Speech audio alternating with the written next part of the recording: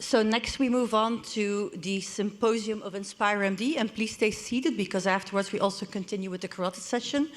So as we all know, the practice is changing everywhere and we get newer and newer devices, and I think InspireMD really plays a key role in there.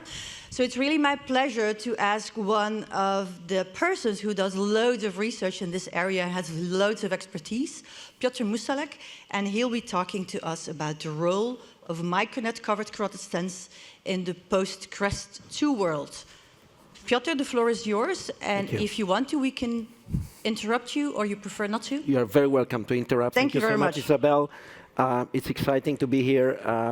It's also exciting for me to discover less modest Richard. Richard, I have to confess I've not read your editorial, but now I certainly will.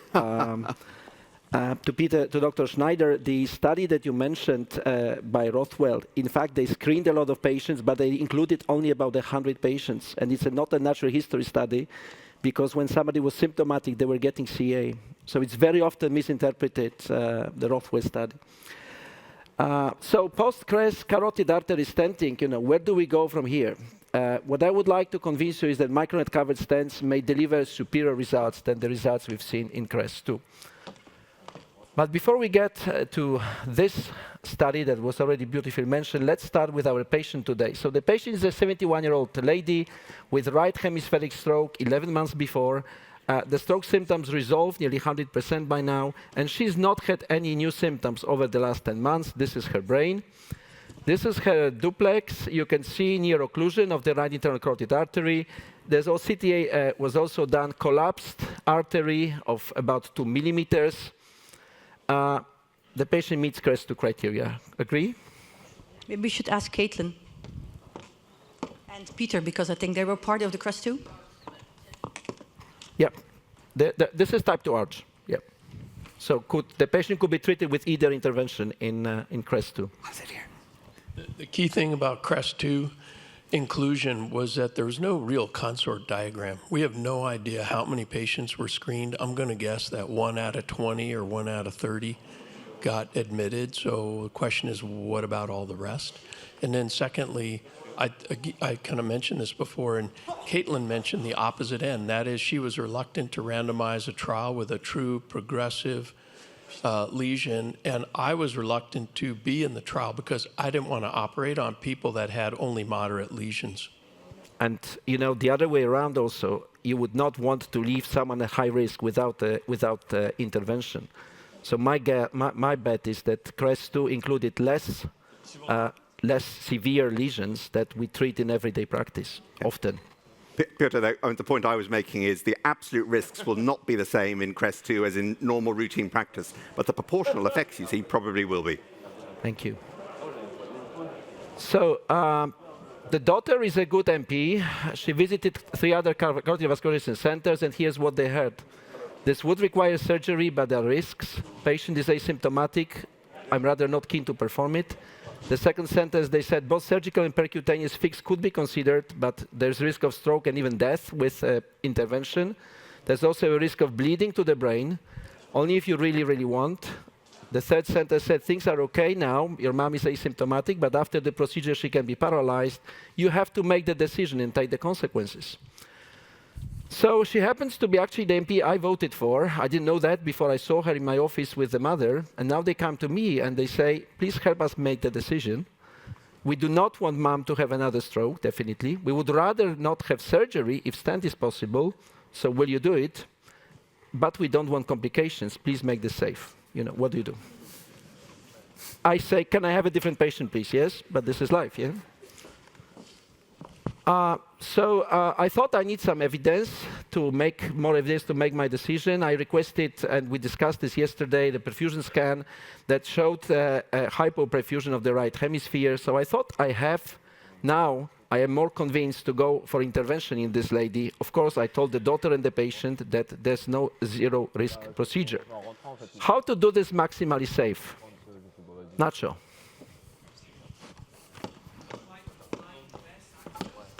Hang on, Nacho, hang on. We don't want to miss these lovely words. I will try my best to combine the best access, the best neuroprotection strategy, and the best stent as possible. Fantastic. Dr. Schneider, how would you treat this patient? My gosh, you're really making me run today. I agree 100% with Nacho, and this has come up over and over. I think all these procedures are complementary. Whenever I can use flow reversal, I think that's the best option. That's the only thing I would add to what he said. That's the big connection and love between us. For me, that's a TCAR. TCAR patient. Eventually, we'll have transfemoral flow reversal, and we'll be friends again, you and me. We are still friends. I'll show you transfemoral flow reversal. So proximal protection by transient flow reversal, that was my choice, and the stent that would exclude the plaque in this patient. This is what the lesion looks like. You can see it's a really tight lesion. There's organized thrombus there. We don't know the component of the fresh thrombus, but definitely this is a patient that can get another stroke. The patient is part of the paradigm study. We are not excluding any patients, and also the study does not have the exclusion criteria of the CREST-2. This is the cerebral flow before. So what I did is I reversed the flow with the MoMA device. You can see here crossing the lesion, pre-dilation, then placement of the MicroNet covered anti-embolic stent, optimization of the stent with 4.5, then 5.0 short non-compliant balloon, and this is the final result. This is the cerebral flow. This is the cerebral perfusion after the study. This is 6-month follow-up. So we can do a safe procedure today. We can seal the carotid lesion. We can restore normal flow in the artery to the brain. We can do full endovascular reconstruction, and I can assure you that this patient will never have a stroke from this lesion. She may get a stroke for a FIP or for another Doctor, reason. can we interrupt? Optimization, what is this? Because I know not the whole audience may know that. And there's also a question from Nacho. Quick question. Yesterday we discussed about pre-dilatation and post-dilatation. Could you comment on your pre-dilatation and post-dilatation strategy on this patient? That management was consistent with what we routinely do. You can see here predil with, I think this was 3.0 balloon, then stent placement, and then post-dilatation with, I'm sorry, going the wrong direction. And then post-dilation optimization of the stent. So full optimization of the device, yes? Not to leave the stent malaposed, not to leave residual stenosis. I think you'll agree with me. The artery did collapse. As you will see, it will grow with time. But this is a fully optimized procedure, yes? Not leaving residual stenosis, again, not leaving malaposed stent. Piotr, I got a question. Your sort of evidence that you put together for your decision. Those who've looked at the program will notice that there's a debate this afternoon. I've never heard you mention the word plaque. Sorry, Plaque. in what sense? The plaque, yes, Yeah, yes, we're yeah. talking about plaque characteristics, yes. But we'll do that in the debate this afternoon. So everybody who wants to know more about plaque and the debate between the two of them, come and see us. Alison, I mentioned that the plaque is a thrombus-containing lesion, yes? So this is really, again, and that convinces me to intervention in this patient, yes? There's organized thrombus, but there's likely to be also fresh thrombus there. So yes, plaque also comes into the equation, and as Isabel mentioned, there is a debate on this later on today. So we will not be discussing the part of CA in the CREST-2 trial. These were really two separate trials. Both interventionists and surgeons organized the trials they believed are relevant to their clinical practice. The 31 people was mentioned by Richard as a number needed to treat. What I would like to point out is that generally the patient were receiving good medical therapy, except that stenting arm, where the medically treated patients received better pharmacologic therapy than those stented, yet there was a clear benefit of stenting. So the question today is, can we, the Piotr, stenters... I have another remark here. I'm sorry, I didn't spot the gentleman. No, where are you? I'm sorry to interrupt you. You showed us perfusion scans in the preoperative workup. Do you use transcranial duplex scan, or is it a useful tool in the preoperative workup, in your opinion? You mean to look for a spontaneous embolization from the plaque? No, we don't use it in clinical practice. No, we don't see this well standardized. We do not have people who can do this reliably. There's data from many years ago showing the embolism from the plaque. I don't know how long you would have to monitor, you know, whether the plaque embolizes or not. No, we don't use it in clinical practice. It is in the guidelines, but that's not what we have found applicable to our clinical decision making. Thank you. Anyone using transcranial Doppler? And can I say something as well about the TCD? Older women, often they're not inducible. But if they have, you could actually say something about the cerebral autoregulation. I think that's very important also when you want to answer the question about complication risks. So if you do a transcranial Doppler and look at the vasomotor reserve capacity, then you can have some impression also on the complication risks. So, Can you elaborate on that? In what way?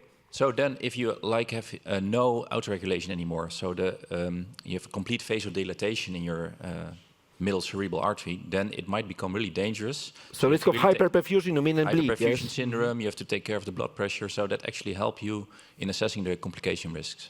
Thank you. So should we ask the audience who uses that? TCD, routinely? Yeah. In our team, we have neurologists who use it routinely, and we take it into account in a decision-making for an intervention for the carotid artery. I think it's got easier. When I used it back as a researcher, it kept falling off. It was just such a pain. But now you've got these bicycle helmets that you wear, and it's much easier. So Richard, where does this fall in CREST-2 data, your evidence-based, you know?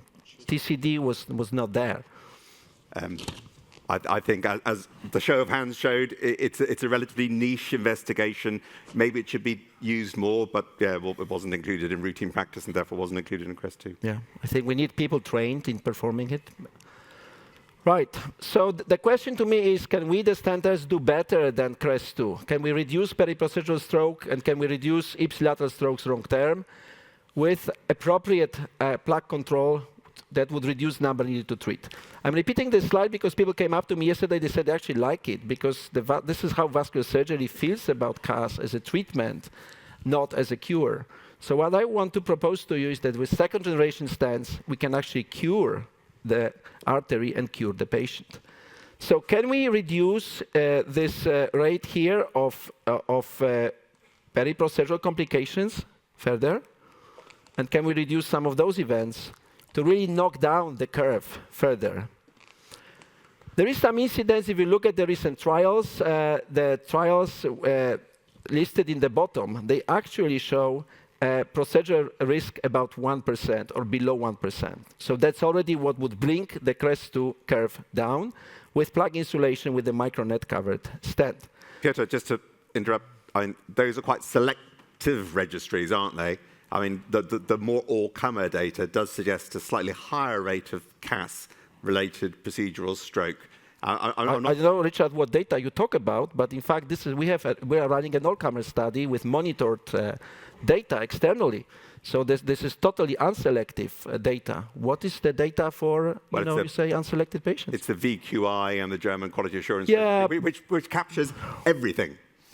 Yes or no? I would suggest no, because if you look at VQI data, I was looking at it the other day, it's actually self-reported results, and there's at least 3 papers that say, I don't know if you've read those papers, that the real patients have higher risks than the patients included in the VQI data set. So you may or may not include your patient in the VQI, depending on how your procedure goes. Sure. And the data is not monitored.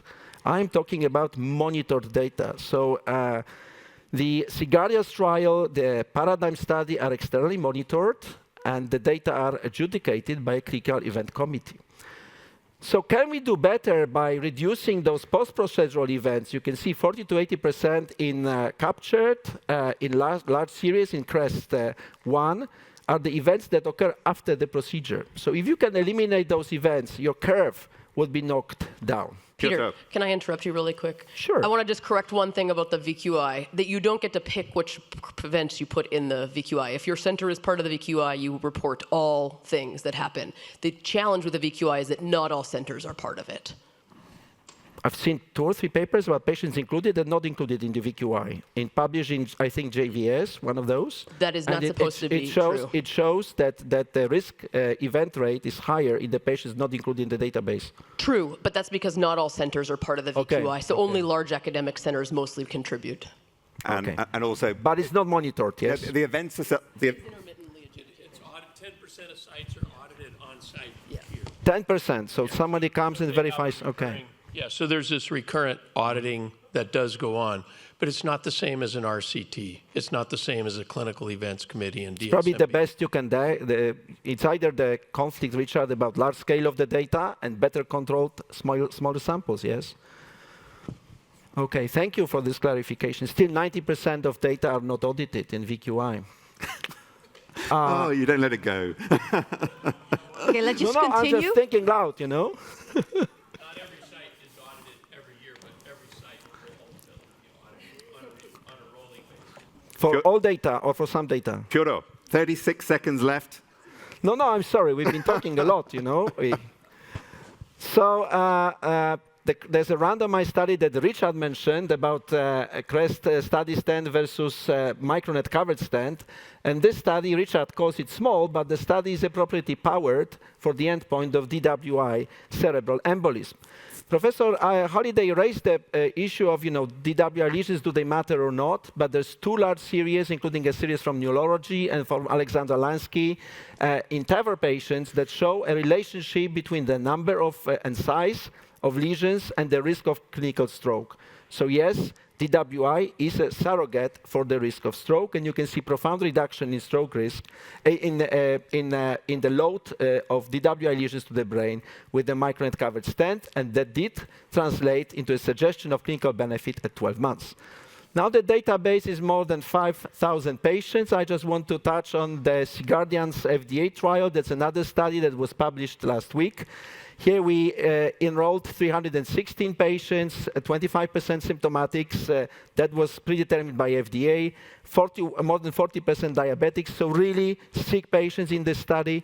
Neuroprotected procedures, mostly distal filter. You can see less than 1% death stroke MI by 30 days. These are the patients we did include in the trial. Richard, I know you're behind, but I will continue. And now I'm taking both ways. These are not the patients you would normally include in the clinical studies. Yes. And let me show you, these are the results. This is the publication in JACC Interventions. Thank you so much. I will keep it going. And this is the best ever results in the, you won't shout my mouth, I'm sorry. This is the best ever results in an FDA study. Let me just finish. And you have here the TCARs, you have Road Saver, you have NeuroGuard, you have different types of interventions. And these data are consistent between the 3 studies, Guardian's Paradigm 500 and the TopCard study that we hope with Isabel will be soon out in JVS. You can do transradial, that was discussed yesterday. You can do TCAR. You can do advanced imaging that really helps you understand that you have fully eliminated the plaque, you have cured the patient, you have cured the vessel. The OCT study is ongoing. We are nearing inclusion of 50 patients. We'll be able to give you the results next year. ISR less than 0.5%, no instant thrombosis, optimization we discussed. And that's what I just want to submit to you as Dr. Ratner is here. I think it's time to forget the 6 and 3% threshold. It's time to forget the 4 and 2. The new performance bar is about 1%. So if you do worse, be careful. You need to improve your outcomes. You should do below. We can do better. This is long-term data. This is 5-year data. And I really want to finish. And thank you for your attention and for not taking out from here. Thank you. Thank you very much, Piotr, for a fantastic overview of a lot of data.